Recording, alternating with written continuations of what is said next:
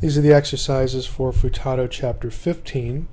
Again, omitting some sections because the answer key is sufficient. 15b, parsing again. Now, we had in this chapter, we were introduced to some weak verbs, first noon verbs, third hey verbs. So we want to walk through these carefully just so that you see the principles of parsing are still the same, but you must know your vocabulary just cold. So you'll be able to tell. If you know your vocabulary well enough, you'll be able to tell that what you're looking at isn't a lemma that you memorized. And that should trigger in your mind, okay, this isn't something familiar. I have an inkling, a clue that this is a verb. Maybe it lost a first noon, okay, or it lost something on the end. Usually that's not going to happen. Third hey it will, but the endings that are given, the suffixes will telegraph to you what it is. But those things should be a possibility in your mind now if you know your vocabulary cold. So let's just progress here. First one, yapole. Now you look at this and you don't have a vocabulary word yapole or yapal, and you never will because that's not a word in biblical Hebrew. You have to ask yourself, okay, what's missing? Do I have pala? Third hey? No, I don't. That's completely unfamiliar. How about nafal? Oh, there it is. Because you just know your vocabulary well enough that that's what's going on. So you know this is a verb. You know you have a root nafal. So then you have to ask yourself, okay, is this verb form prefixed?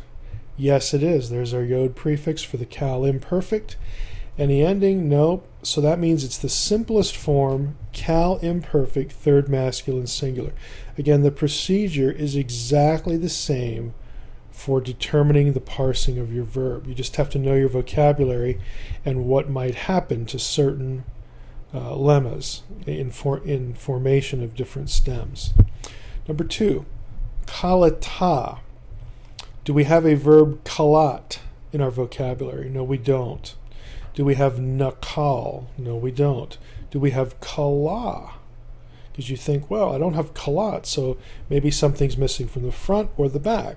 So let's try it out. And sure enough, kala is a verb you know, and that would make sense to have this be kala because third hey verbs, the hey will drop before this consonant ending, the ta ending.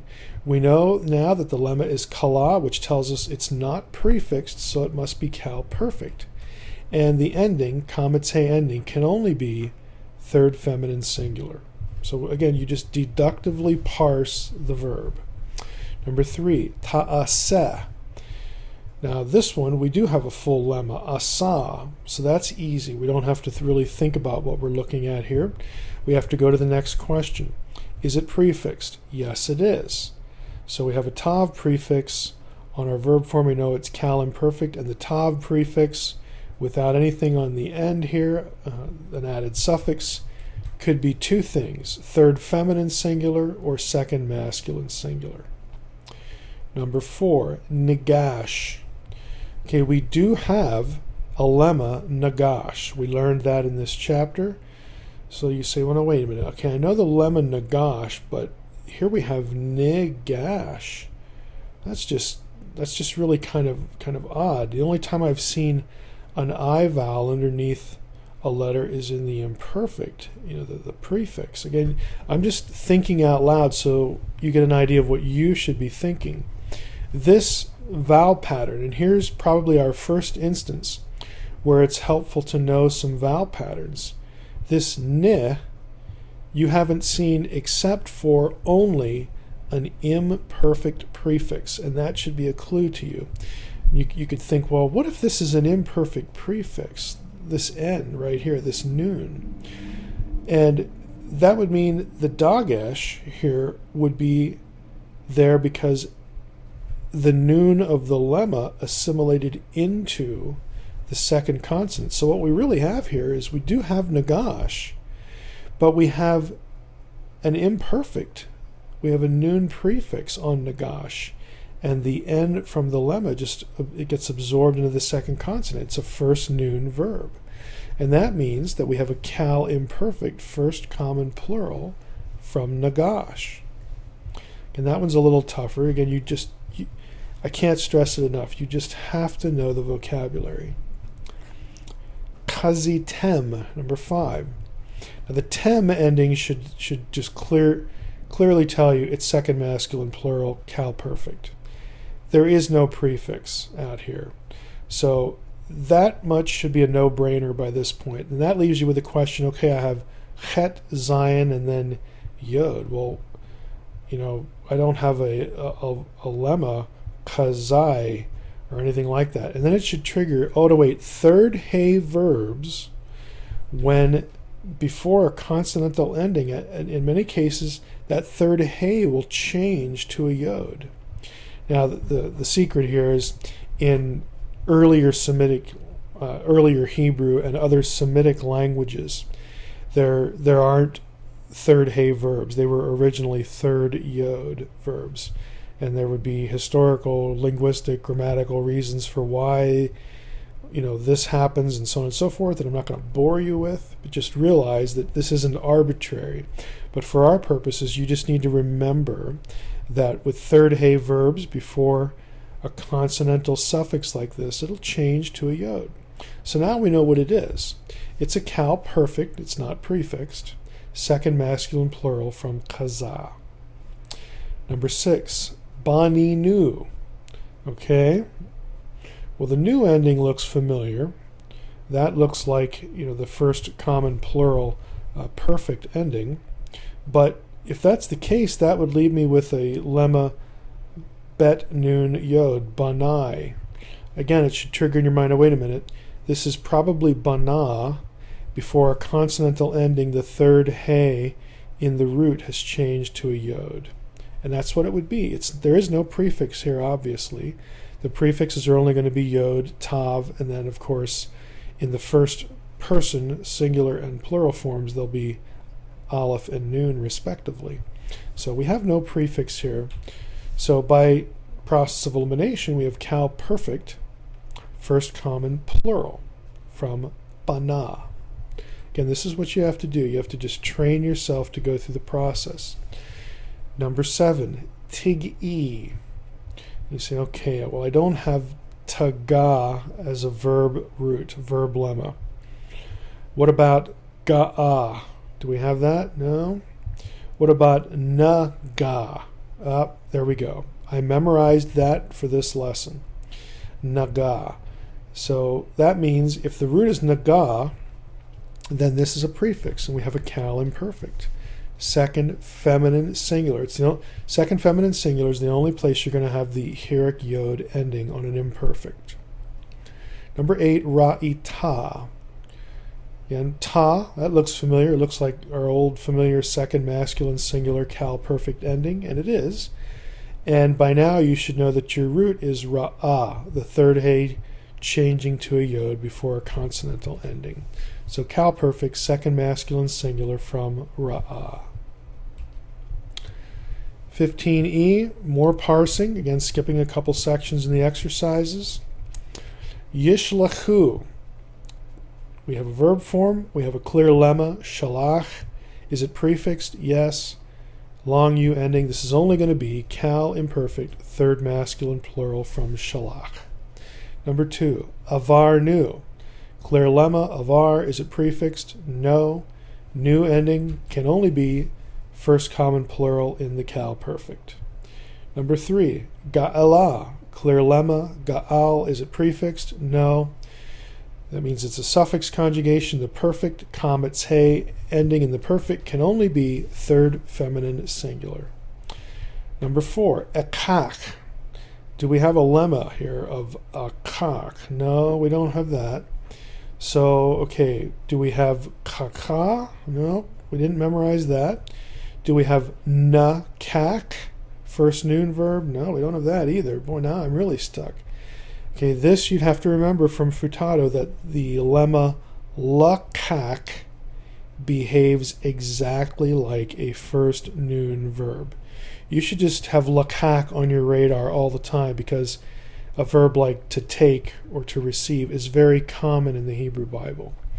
So now we know it's lakak, which means this is a prefix, And the aleph prefix in Cal imperfect can only be first common singular. Again, here's our lemma, lakach. Number 5, kali ti. All right, T, well, that certainly looks familiar. That looks like our Cal perfect first common singular ending, and it is, which means our lemma is kala, and again, the third hey becoming a yod before the consonantal ending. So Cal perfect first common singular. Number 6, timsa. We have a clear lemma here, matzah. Is it prefixed? Yes, it is, right here. That means it's Cal imperfect. And by now we should know that the tav imperfect prefix with nothing on the end by way of a suffix can be two things, either third feminine singular or second masculine singular, depending on the context. Number 7, nimloch. We have a clear lemma, malach, right here. That means it is prefixed right here. We have a Cal imperfect, and with the noon that can only be first common plural, Cal imperfect. Number 8, kaved. This is a clear lemma, kaved. It is not prefixed, and it has no suffix. So that tells us immediately this is the simplest form of the verb, Cal perfect third masculine singular from kavad. We have yipalu. This one's a little tougher. Do we have a lemma? Yafal. No. Okay, so now we have to consider, did something drop at the end? Pala. We haven't had that lemma yet. Have we had nafal? Oh, there it is. Yes, we've had that. So now I know it's from nafal, and I know this yod's a prefix, and the yod prefix tells me it's Cal imperfect, and with the long u ending, it's going to be Cal imperfect third masculine plural from nafal. Number 10, matzah. Again, the ta ending should tell us immediately it's Cal perfect second masculine singular. We have a clear lemma here, no prefix, and that is what it is. Cal perfect second masculine singular from matzah. Translation 15F, number 1. Lo gadol adon ha'ir haresha'a. So what do we have here? Well, we have a negator, lo. Gadol is an adjective. Okay, so our senses need to be alert for how the adjective is being used. Is it attributive or is it predicative? We have an adjective and then a noun. Okay, you want to peek over here because you don't want to start fiddling with noun adjective until you see what's coming. Here's another noun. So we have two nouns next to each other. The probability that this is a construct relationship is high. So we'd have here the Lord of the city is not great. Okay, we don't have a definite article on gadol, and so we can't match it to anything else because nothing is going to be available in terms of gender, number, and definiteness. Ha'ir is feminine, you might remember from your vocabulary. Gadol is obviously the masculine singular form, and it's not definite. So, boy, what do we do? Well, let's work on the construct chain. We have the Lord of the city. So by definition, Adon is definite, and it's masculine, and it's singular. So we have something going on here, but again, Gadol is not definite, so we don't have the great Lord. We don't have that. And we have Ha'ir, and even to muddy the waters more, we have another adjective, Haresha'a. Now this one is definite and feminine singular, and so is this noun. So you know that at least we have here the wicked city. This one is much easier. So if we turn this on, we would have the Lord of the wicked city is not great. Again, the fact that Gadol lacked a definite article told us that it can't go with Adon, and it can't go with Ha'ir because this is feminine and this is not, and it certainly can't go down here because, again, this is feminine as well. So Gadol is isolated. It would be is great if we lacked the lo, but we have the negator, so is not great. Adon Ha'ir Haresha'a. The Lord of the wicked city is not great. Again, it's process of elimination, knowing what questions to ask. Number 2, Yashavnu ba'ohel tachat hashamayim. Verb form, very clearly here. Is it prefixed? No, it's not. We have a clear lemma, yashav. to sit, or to settle, or to live. Nu tells us that it's a first common plural ending. Cal, perfect, because we don't have a prefix. So we sat, okay, or we sat, and then ba'ohel, in the tent. Okay, it's the tent because of the comets right here. Again, we have a preposition prefixed to a noun. There's no shava here, so we're dealing with a definite article, which is normally patak with a dagesh in the next consonant, but aleph is a guttural, so it can't take that dagesh, and so this lengthens. So our translation, let's turn it on. We lived in the tent tachat, under the sky. Now I have lived here in red for a reason. Futato has we will live, and that's a typo because this is a perfect. It's not an imperfect. So we don't want to translate this we will live, but we need to translate it as a suffixed conjugation, as a perfect. So we lived in the tent under the sky, or under the heavens. Number 3, Yivnu ha'ish ve'ha'isha bayit labanim ve'labanot. Verb form right here out front. Do we have a recognizable lemma? Do we have Yavan as a lemma? No, we don't. There's no such lemma. So that means, okay, we either have bana, third hey, dropped off, and obviously that's what it's going to be because that's what we've memorized. It's very familiar. We don't have navan as a possibility, and that's not a word, biblical Hebrew. So we have bana, and that tells us it's prefixed, and the prefixed yod with the long uval at the end is third masculine plural.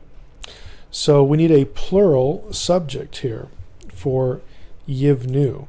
We have ha'ish, the man, ve'ha'isha, and the woman. There's a plural subject. You might wonder, well, what's the gender? Because we have a man and a woman. Well, basically, the plurality here is going to be sufficient to view them as a couple. And it might be a vestige of patriarchal culture in the grammar, who knows, but it's going to take its gender from the first noun. So let's just turn our translation on. The man and the woman will build by it a house. Okay, there's no definite article here, and it's not in construct because any sort of construct relationship here is broken by the presence of the preposition. To have a construct relationship, you need noun, noun. You can't have a preposition intervening, and you won't have a preposition out here. So we have a house for banim, for the sons. Notice under the preposition we have the patak and then the dagesh. That means it's a sign that the lamed here has taken over the place of the definite article. So we have labanim, the sons, ve is our conjunction, and la banot, the daughters. Same thing, preposition with definite article on the plural noun. Number 4, lo yigash hanavi el mizbeach Adonai.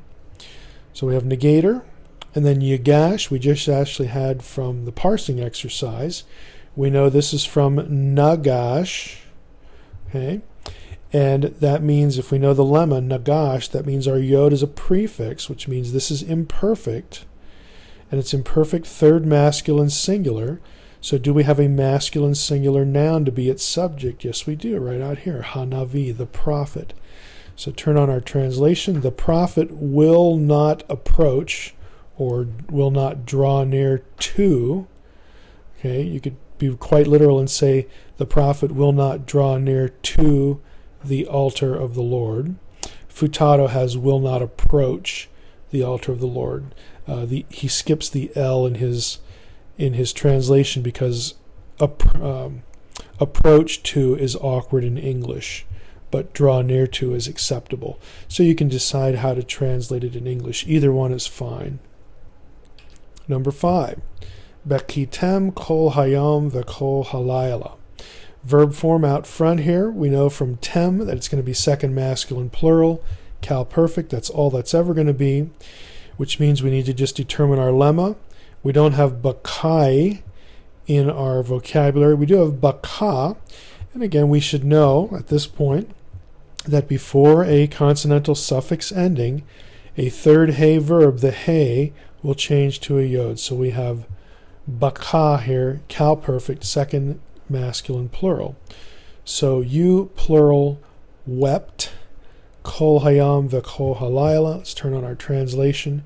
You wept either all day or the whole day, and all night or the whole night, however you want to translate that. Number 6, ta'aseh lechem kodesh lakohanim ha-tehorim. Verb form out front. Does it have a prefix? Do we have a whole lemma? We do, asa, and it is prefixed. So this is going to be a cal imperfect either, because we have tav with no other ending out here. It's either going to be third feminine singular, cal imperfect, or it's going to be second masculine singular, cal imperfect. So you could try either one. Let's just open up our translation. So either you or she will make lechem, which is either bread or food, and kodesh is an adjective, so holy bread or holy food. For, there's a preposition la kohanim, for, and we have the patak with the dagesh, so the preposition is taking the place of an article, definite article. So for the priests, but then we have an adjective, and we have an adjective that's definite and masculine plural, and here we have a noun that's masculine plural and definite, so it's the pure or clean priests. This is an attributive relationship. Number 7, matzati et sefer haberit beveit hamelech. Verb form out front, clear lemma, matzah. The T ending tells us it's first common singular, so I found, again translating it like it's past, or more properly, completed action. I found 8 sefer haberit. So we have noun and noun. Again, construct relationship.